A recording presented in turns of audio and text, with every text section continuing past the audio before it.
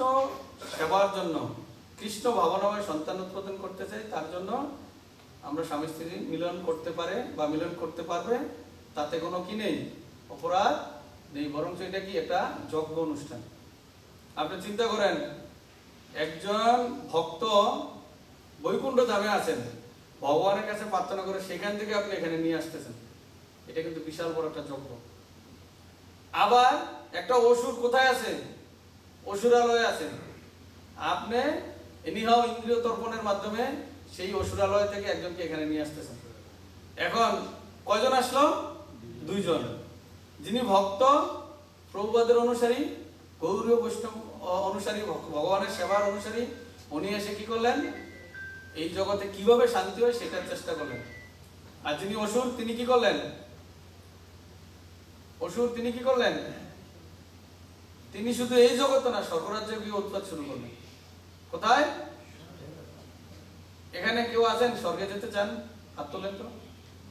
যেতে চান না? তো নরকে? নরকও যেতে চান না, স্বর্গও যেতে চান না? স্বর্গে গেলে তো আনন্দ জায়গা না প্রভু? হ্যাঁ, স্বর্গে কিন্তু খুব সুন্দর ব্যবস্থা আছে, সিঙ্গাপুরের মতো।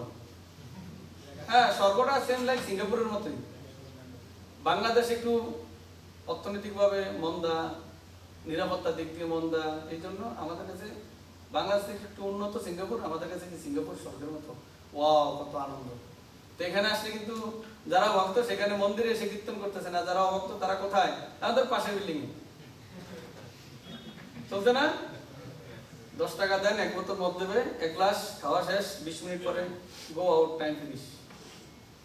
স্বর্গটা কি অনেকটা সেম। পুণ্য কর্মের বিনিময়ে ওখানে গেছেন 10 বছর, 20 বছর, 25 বছর, 30 বছর, তারপরে বলতেছে কি, বাবা তোমার কি 10 টাকার ভাউচারের টিকেটের মেয়াদ শেষ, নাও গো আউট। স্বর্গে অসুর আছে না নাই?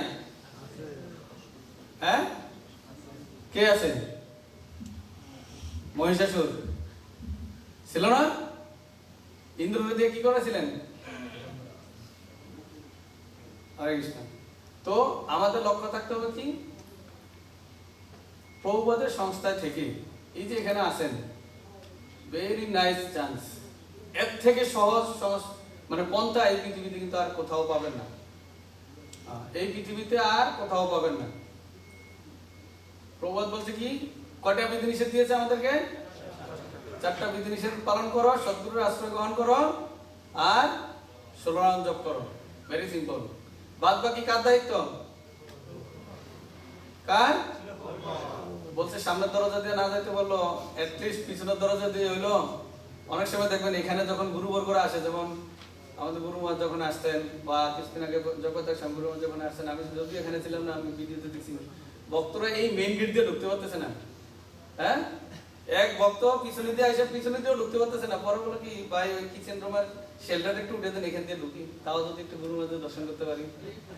তো প্রভুপাদও কিন্তু আমাদেরকে সেই ব্যবস্থাটা দিয়ে গেছেন। কি, আমরা যোগ করতে গিয়ে অনেক ভুল ভ্রান্তি হয়েছে, কিন্তু প্রভুপাদ বলবে কি, না অ্যাটলিস্ট সে কি করছে, চেষ্টা তো করছে, মঙ্গলারতিতে অ্যাটেন্ড করছে, সপ্তাহে 2 দিন শনিবার রবিবার সিঙ্গাপুরে থেকে নামাট্ট আর মন্দিরের সাথে যোগাযোগ করছেন, প্রতিনিয়ত ভক্তদের সাথে যোগাযোগ করছেন। তা যত ভুলভ্রান্তি থাকুক, প্রভুপাদ ভগবানের কাছে গিয়ে বলবো, ভগবান আমার দিকে তাকে হলে একটু সুযোগ দেন। পিছনের দরজা, সামনের দরজা তো জায়গা নাই, পিছনের দরজা গিয়ে দেখবো লক্ষ লক্ষ দাঁড়িয়েছে। তারপরে প্রভুপাদ বলবো কি, তুমি আমার কি দণ্ড তো ধরো, আমি তোমার টাইনে নিয়ে চলে যাচ্ছি। তো কে বলে দিয়ে গেছেন? প্রভুপাদ। কত করুণার সাগর! তো এই প্রভুপাদ বৈষ্ণব আসতেন জগৎকে উদ্ধার করতেন, বুঝতে পারছেন?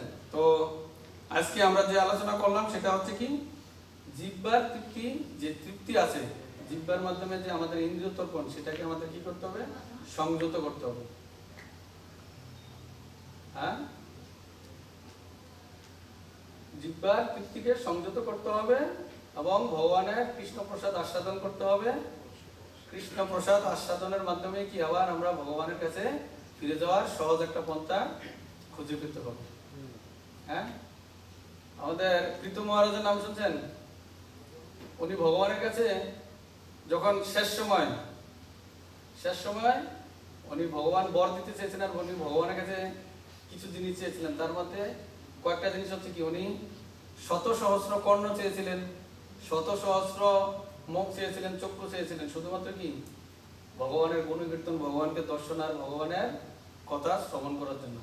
তা আমরা এখানে যারা আছি, আমাদের এখন অন্ততপক্ষে আজকে আমরা একটা সংকল্প করতে পারি কি, যে আমরা যেখানেই থাকি কৃষ্ণ কথা শ্রবণ করব, যেখানেই যা গ্রহণ করি কৃষ্ণ প্রসাদ গ্রহণ করব, আর যেখানে যেই কর্মই করি কৃষ্ণকে কেন্দ্র করে কর্ম করব। তাহলেই কি আমরা ভগবানের কাছে ফিরে যেতে পারবো। হরে কৃষ্ণ। জয় জগৎগুরু শিল প্রপাদ কি জয়, জয় জগৎগুরু শিল প্রপাদ কি জয়, জয় জগৎগুরু শিল প্রপাদ কি জয়, তো পাবন শিল গুরু মহারাজ কি জয়, উপস্থিত গৌর ভক্তবৃন্দ জয়, গৌর প্রেমানন্দে হরি হরি বল। জয় শ্রী গুরু মহারাজ জয়। হরে কৃষ্ণ। কেমন লাগলো আপনাদের? ভালো